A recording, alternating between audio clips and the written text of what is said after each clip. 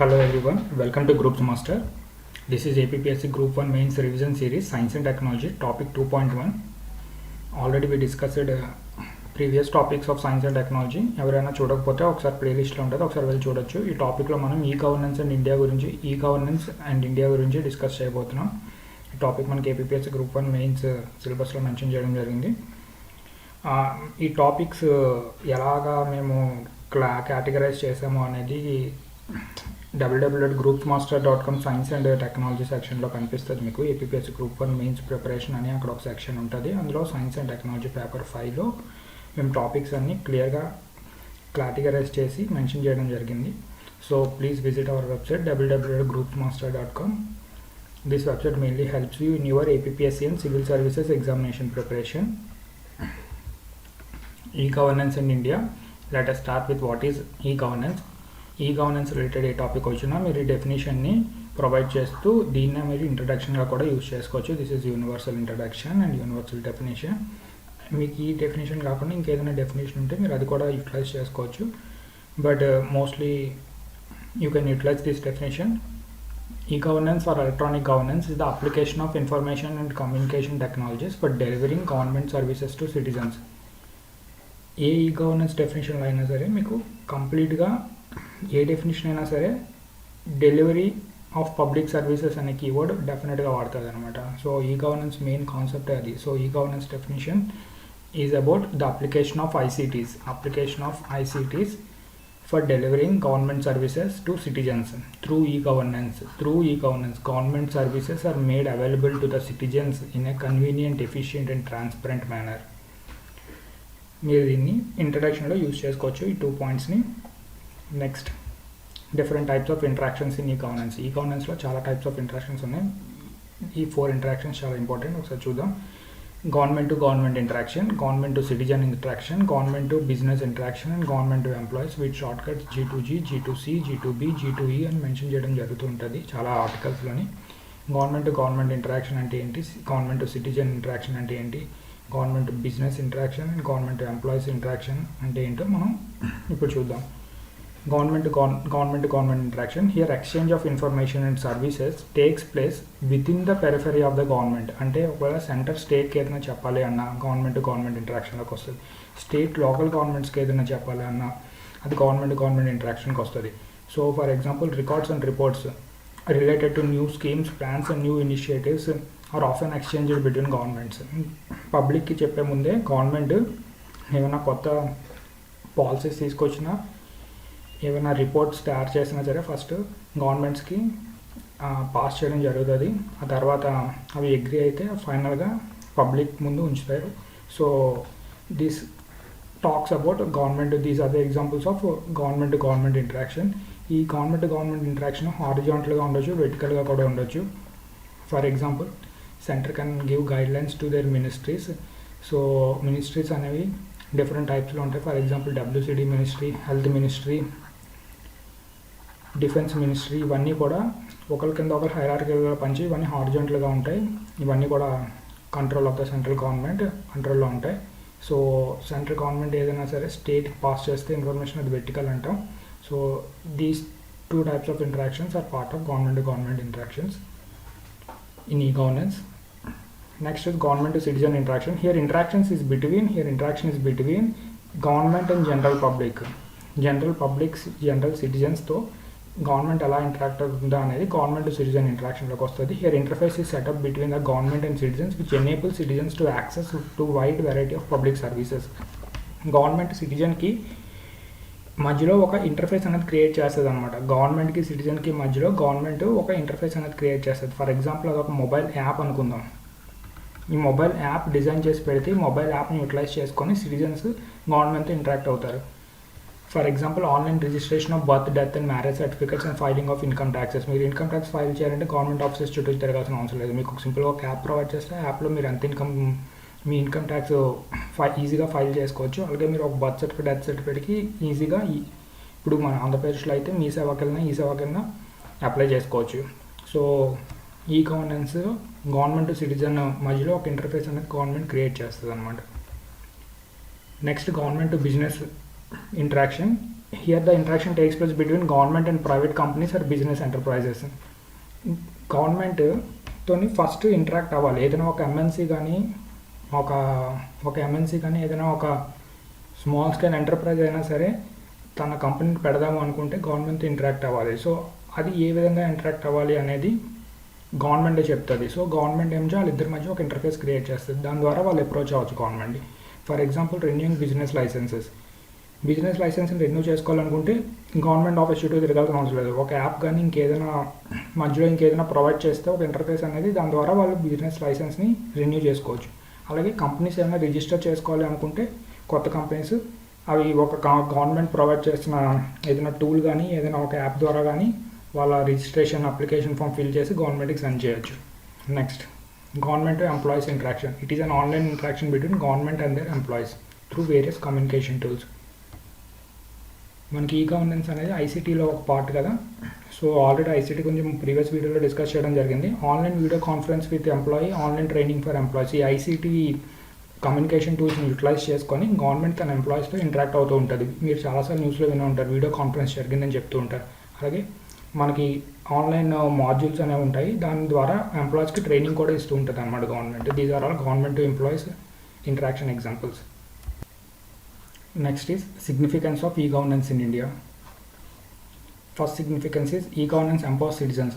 సిటిజన్స్ని ఎలా ఎంపవర్ చేస్తుంది e-governance? By permitting seamless access to information related to government services. ఇందులో RTA చాలా crucial role play చేస్తుంది. Government ఏదైనా ఒక సర్వీస్ని ఇచ్చింది అంటే అక్కడ చాలా ఇన్ఫర్మేషన్ అనేది పాస్ అయ్యి ఉంటుంది డిఫరెంట్ డిపార్ట్మెంట్స్ మధ్యలో.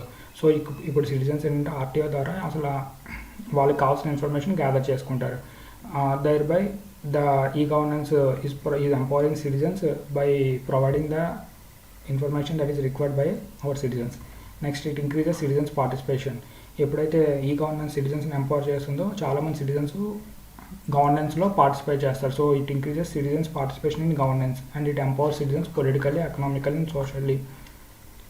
Next, through e-governance citizens will get government services efficiently and quickly. E-governance ద్వారా సిటిజన్స్ గవర్నమెంట్ సర్వీసెస్ని ఎఫిషియెంట్గా చాలా క్విక్గా తీసుకుంటారు. ఫర్ ఎగ్జాంపుల్ ఒక మొబైల్ యాప్ ఉందంటే చాలు, గవర్నమెంట్ సర్వీస్ ప్రొవైడ్ చేస్తుందంటే యాప్ ద్వారా సిటిజన్స్ ఇంటరాక్ట్ అయ్యి మాకు ఆ సర్వీస్ కావాలి అంటే చాలా తొందరగా ప్రాసెస్ అంతా జరిగి ఎఫిషియెంట్గా గవర్నమెంట్ అనేది సిటిజన్స్కి ఆ సర్వీస్ని అందజేస్తుంది. This is all part of e-governance. It reduces the transaction cost involved in delivering public service and makes services cheaper. ఒకప్పుడు చాలా ఫైల్స్ గట్రా మేనేజ్ చేయాల్సి వచ్చేది. అలాగే ఒక ప్రాసెస్ ఆ ఇన్ఫర్మేషన్ ఒక సర్వీస్ అనేది కంప్లీట్గా ఫస్ట్ స్టేజ్ నుంచి లాస్ట్ స్టేజ్ వరకు జరగాలి అంటే మధ్యలో ఒక ప్రాసెస్ ఉంటుంది. ఈ ప్రాసెస్ అంతా కూడా ఫిజికల్గా జరిగేది. ఇప్పుడు ఎప్పుడైతే ఈ-గవర్నెన్స్ వచ్చిందో ఆ ప్రాసెస్ అంతా ఆన్లైన్ మోడ్లో జరుగుతుంది కనుక అక్కడ ఫిజికల్ వర్క్ లేదు కనుక ట్రాన్సాక్షన్ కాస్ట్ అండ్ ఆ సర్వీస్ ట్రాన్సాక్షన్ కాస్ట్ చాలా వరకు తగ్గింది. దానివల్ల ఆ సర్వీసెస్ని సిటిజన్ ఎవరైతే తీసుకుంటున్నారో అది కూడా చాలా చీప్గా దొరుకుతుంది అనమాట. So in this way e-governance making services cheaper. It reduces the paper work. ఇంతకుముందు మీరు గవర్నమెంట్ ఆఫీస్కి వెళ్తే చాలా పేపర్స్ కనిపిస్తూ ఉండేవి. ఇప్పుడు ఈ పేపర్ వర్క్ అంతా చాలా రెడ్యూస్ అయిపోయింది. ఇమీడియట్గా సిస్టమ్ ముందు కూర్చొని మీకు ఏం కావాలో అది ఆన్లైన్లోనే వాళ్ళు చూసి చెప్తున్నారు. So it reduces the paper work in government offices to great extent and as information communicated by electronic mode. Next, with e-governance, online redressal of grievances can be ensured in a time-bound manner, thereby increases the accountability of officials.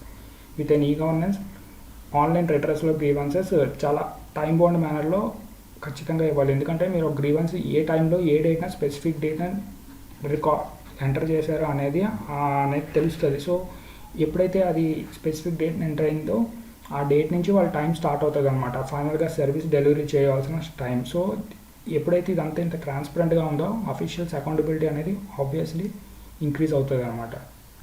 Next, quick fund transfers, submission of audit reports in time, information flow etcetera has increased the efficiency of public office operations and processes and reduces the unnecessary delays. మనకి ఒక public office ఎఫిషియెంట్గా operate అవ్వాలి అంటే వాళ్ళకి చాలా funds కావాలి. అలాగే వాళ్ళు funds release చేయాలి అంటే వాళ్ళు ఆడిట్ రిపోర్ట్స్ ఇన్ టైంలో సబ్మిట్ చేయాల్సి వస్తుంది. సో ఇన్ఫర్మేషన్ అనేది చాలా తొందరగా ఫ్లో అవుతూ ఉండాలి డిఫరెంట్ డిపార్ట్మెంట్స్ మధ్యలో. ఇదంతా ఫిజికల్గా జరగాలంటే చాలా డిలే అయ్యేది అనమాట. సో ఎప్పుడైతే ఈ-గవర్నెన్స్ ఇంప్లిమెంట్ చేశారో ఇదంతా కూడా చాలా సింపుల్గా వితౌట్ డిలే చాలా ఫాస్ట్గా ఎఫిషియెంట్ మేనర్లో జరుగుతుంది కనుక పబ్లిక్ ఆఫీసెస్ అనేది ఫుల్ ఫ్లెడ్జ్డ్గా ఎఫిషియెంట్గా పనిచేస్తున్నాయి ఇప్పుడు. By integrating all government departments, resources can be utilized efficiently. It reduces procedural delays in implementation of infrastructure projects and created a favorable environment for businesses.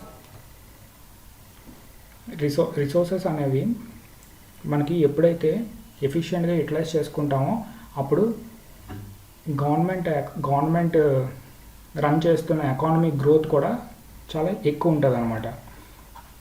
Because you are utilizing your resources in efficient way. ఇది ఎప్పుడు మనం ఎఫిషియెంట్గా utilize చేసుకుంటామంటే once all government departments are integrated properly. Why? Because ఏదైనా ఎకానమీలోని అందరూ participate చేస్తారు. So మీరు ఎకానమీలో ఏదైనా ఒక ప్రాజెక్ట్ అనేది ఇంప్లిమెంట్ అవ్వాలి అంటే దానికి వేరే మినిస్ట్రీ డిపార్ట్మెంట్ క్లియరెన్స్ ఉండాలి. ఫర్ ఎగ్జాంపుల్ ఎన్విరాన్మెంట్ రిలేటెడ్గా ఏదైనా ఒక ప్రాజెక్టు ఇక్కడ జరుగుతుంది అంటే ఈ మినిస్ట్రీ అప్రూవల్ ఇస్తేనే జరుగుతుంది, లేకపోతే జరగదు.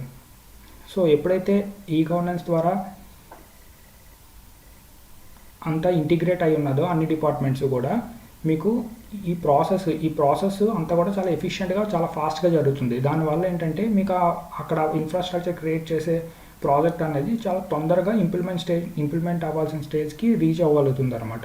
సో దీనివల్ల ఫర్ ఎగ్జాంపుల్ 2015లో జరగాల్సిన ప్రాజెక్ట్ 2020లో జరిగితే ఇక్కడ మనకి ఫైనాన్సెస్ అనేవి ఫర్ ఎగ్జాంపుల్ 100 crore అయితే ఈ టైంకి ఈ మధ్యలో ప్రాసెస్ వల్ల డిలే అయితే కనుక ప్రాజెక్ట్ అనేది 2015లో స్టార్ట్ అవ్వకుండా 2020లో అయితే ఆ ప్రాజెక్ట్ కాస్ట్ అనేది పెరిగిపోతుంది. అప్రాక్సిమేట్లీ 50 crore అయినా సరే పెరిగే అవకాశం ఉంటుంది. సో 150 crore రీచ్ అయిపోతుంది. అదే ఇక్కడే కనుక ప్రొసీజర్ డిలే లేకుండా జరుగుంటే ఆ ప్రాజెక్ట్ అనేది ఇక్కడే ఇంప్లిమెంటేషన్ స్టేజ్కి వెళ్ళేది, ఇక్కడే అది ఎఫిషియెంట్గా స్టార్ట్ అయ్యి చాలా ఎఫిషియెంట్గా వర్క్ అయ్యే స్టేజ్కి 2020కి వచ్చేసేది.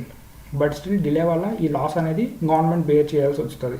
So that's why resources can be utilised in efficient way and it also reduces procedural delays. And అదంతా కూడా బిజినెస్ ఎన్విరాన్మెంట్ని చాలా స్మూత్గా ఫంక్షన్ అవ్వడానికి మనకి ఈ గవర్నెన్స్ చాలా హెల్ప్ అయింది కనుక it created a favourable environment for businesses.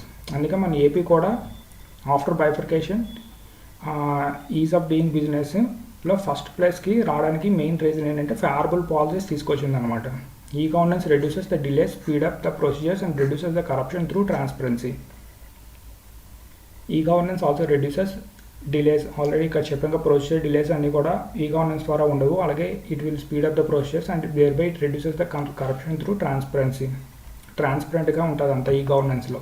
That's why E-governance is major tool in implementing government public policies in India.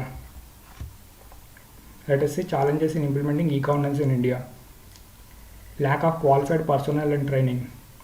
Lack of ICT skills among staff. మనకి e-governance అనేది తీసుకొచ్చేస్తే సరిపోదు. ఆ e-governance సిస్టమ్ని run చేయాలి అంటే మనకి క్వాలిఫైడ్ పర్సన్స్ ఉండాలి. అలాగే ఆల్రెడీ ఇంతకుముందు గవర్నమెంట్లో పనిచేస్తున్న స్టాఫ్ అందరికీ కూడా ICT అంటే లైక్ కంప్యూటర్స్, ఇంటర్నెట్ ఇవన్నీ యూజ్ చేసే స్కిల్ ఉండాలి. ఇవేవి లేకుండా మీరు e-governance తీసుకొచ్చేస్తే అక్కడ ఫెయిల్ అవుతుంది అనమాట. So these two are major challenges. Next resistance to change to electronic ways. చాలామంది ఫిజికల్ వర్కే అలవాటు పడ్డారు. E-governance ఆన్లైన్ మోడ్లోని మేము వర్క్ చేయము అని చాలామంది ప్రొటెస్ట్ చేస్తూ ఉంటారు అనమాట. So many cases they don't know how to perform the online work because they don't have knowledge related to computer science. Privacy and security concerns. Nowadays cyber crimes కూడా increase అవడం వల్ల privacy and security concerns కూడా government డిపార్ట్మెంట్స్లో చాలా వినిపిస్తుంది అనమాట. These are another challenge. Lack of awareness among citizens. మీరు E-governance తీసుకొచ్చేసారు కానీ సిటిజన్స్లో అవేర్నెస్ లేకపోతే అది అలా కూడా యూజ్ చేసుకోవాలని తెలియకపోతే సిటిజన్స్ అది యూజ్ చేసుకోరు. So lack of awareness among citizens. Government offices చుట్టూనే తిరుగుతూ ఉంటారు. నెక్స్ట్ లో లిటరసీ లెవెల్. మీరు లిటరసీ లెవెల్ ఇక్కడ ఎలా క్రూషియల్ రోల్ ప్లే చేస్తుందంటే ఫర్ ఎగ్జాంపుల్ ఒక ATM మిషన్కి వెళ్ళారు. ATMలో మీకు అక్కడ స్క్రీన్ మీద ఏదైనా ఒక మ్యాటర్ ఉందనుకోండి, విత్డ్రా అనేది, నీకు అది చదవడం వస్తేనే కదా ఆ మిషన్ని యూటిలైజ్ ఆ మిషన్ మీద అక్కడ ఏముందో నువ్వు అది చదవడం వస్తే ఫస్ట్ ఆఫ్ ఆల్ ఆ మిషన్ ఎలా ఆపరేట్ చేయాలి అనేది తెలుస్తుంది. అక్కడ చదవడమే రాకపోతే నీకు లిటరసీయే లేదు, you are illiterate, then how you will perform that activity. So E-governanceకి మేజర్ ఛాలెంజ్ ఏంటంటే low literacy level in India. Digital divide అంటే ఏంటంటే the gap between those with access to computers and internet those without. కొంతమందికి computer internet access ఉంది కానీ కొంతమందికి లేదు, దాన్ని డిజిటల్ డివైడ్ అంటాం. So digital divide is the biggest challenge for e governance. Computer internet access ఉంటేనే ఈ గవర్నెన్స్ యూటిలైజ్ చేసుకోగలుగుతాం, లేకపోతే చేసుకోలేవు. Next lack of financial resources. ICT infrastructure చాలా కాస్ట్లీ. సో ఈ ఇన్ఫ్రాస్ట్రక్చర్ని ప్రతి ప్లేస్లోనే క్రియేట్ చేయాలంటే you need more resources, government need more finances. So we don't have such amount of financial resources also not available to India. Let us conclude this video. Conclusion of although e-governance benefits government, citizens, businesses in many ways, its implementation is not an easy task as it faces many challenges and barriers which have to be treated very carefully. This is the conclusion from our side. You can give your own conclusion also. Next video lo manam din continuation 2.1.1 ఉంటుంది. అందులో మనం e governance initiatives from Indian government and Andhra Pradesh government కూడా చూద్దాం. Thank you very much. If you really like this video, please subscribe to our channel Groups Master and also press the bell icon for regular updates and notification. Please like our video and share this video. Thank you very much.